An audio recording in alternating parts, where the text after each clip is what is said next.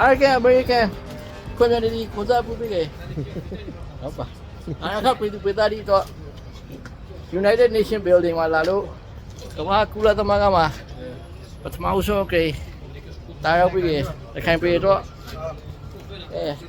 လာခဲ့ပါဟုတ်ပါတခြားတော့အခုတာမောဟုတ်ပါတော့ပါဒီပြီးဟုတ်ပါရအခုကိုကြီးစောဝေးစံပါဟုတ်ပါဒါလီစောပါကျွန်တော်တော့ကိုဒန်းစင်ဖိုက်ပါဒါလီစောပါဟုတ်ပါရကျွန်တော်တော့ကိုထွန်းထွန်းပါကျွန်တော် Arakan James Bond လို့ခေါ်ပါဟုတ်ပါအားလုံးပါဟုတ်ပါအားလုံးတာလီစောပါ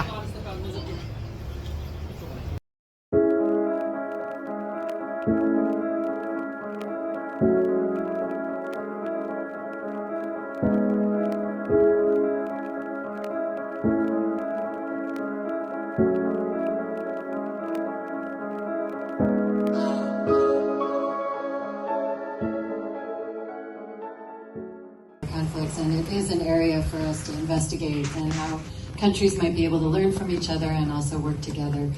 So one last question. Yeah, go ahead.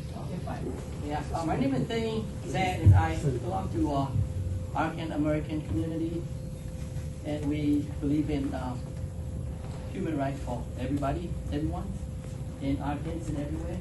And then I want to mention that my question is why we still call Burma that the name changed in 1989. I just have is that a more advocating way that we can have? And also another question, quick one, is like my sister will do.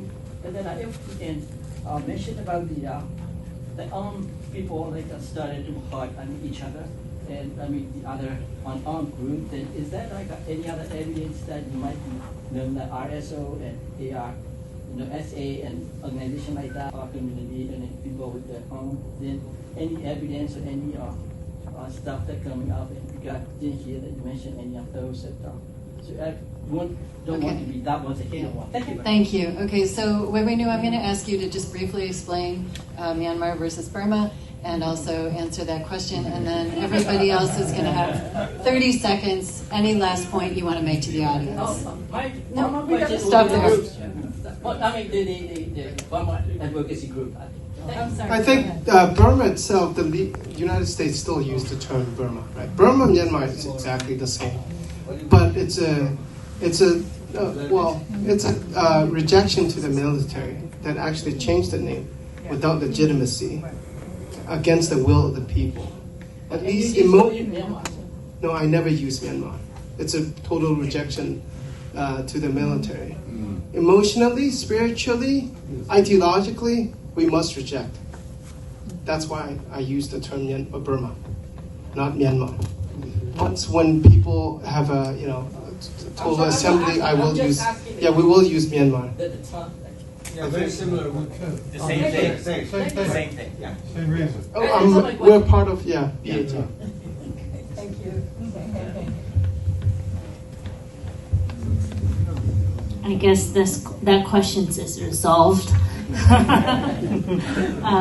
Thank you, brother, for your question. And conflict in Rakhine State right now is very complex. While after the military's conscription law, the military has been forcefully conscripted Rohingya to fight against the Arakan army. There are several thousands of people who have been already conscripted forcefully by force. There are maybe some very small number were incentivized to join. So there's complexity as well. And Arakan army, in retaliation, targeted Rohingya communities, villages, and civilians, and in a massive way. And in this crisis, there are also Arakan Rohingya Salvation Army and Rohingya Solidarity organizations are playing a role. They have been kind of activated. These groups by far no representing Rohingya. No Rohingya support them or believe that they represent them. They're not institutionalized arms group either. They're just similar as the criminal groups. But now they are also somehow, if they are representing Rohingya, they would never gonna go and collaborate with military. Now they are also collaborating military and benefiting economically as well as fighting with the Arakan army.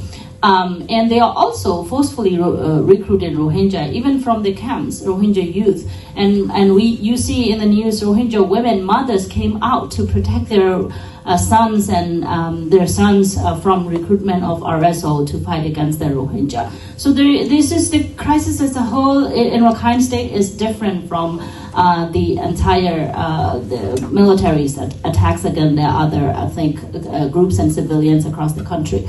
So that is why it is very complex. Rohingya are not only targeted by military, but also Arakan Army, RSO,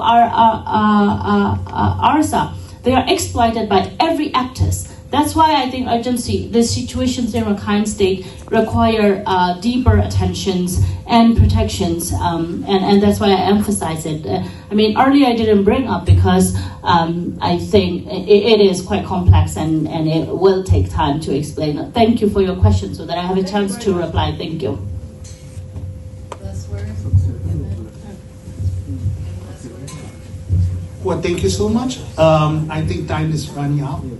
So my last action is NUG is, as personally as the Minister for Human Rights, when I take a position, when I was assigned a position as the Minister for Human Rights, Minister for Human Rights stand for and work for the human, not for the government.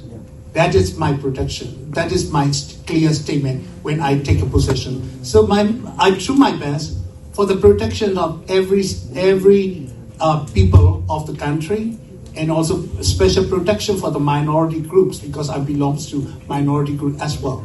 So this is my first commitment. Now working for the justice issue within ourselves, that is very important. While we are waiting for the justice system and justice available from the international, we have to build up our own justice systems, make everyone who commit the crimes must be accountable for that. So we are doing our best for the protection in our control territory areas and justice available for anyone who human rights violations are violated by any players during the unconflict situation. This is my final comment.